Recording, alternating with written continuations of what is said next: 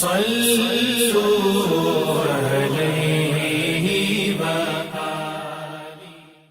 صلی اللہ علیہ وسلم نے وحی کے رک جانے کے زمانے کے حالات بیان فرماتے ہوئے کہا کہ ایک روز میں چلا جا رہا تھا کہ اچانک میں نے آسمان کی طرف ایک آواز سنی اور میں نے اپنا سر آسمان کی طرف اٹھایا، کیا دیکھتا ہوں کہ وہی فرشتہ جو میرے پاس غار حرا میں آیا تھا وہ آسمان و زمین کے بیچ میں ایک کرسی پر بیٹھا ہوا ہے۔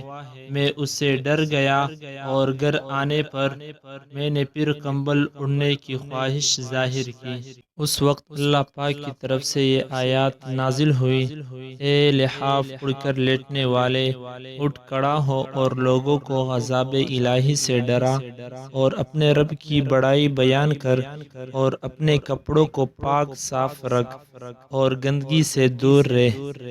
اس کے بعد وہی تیزی کے ساتھ پے در پہ آنے لگی۔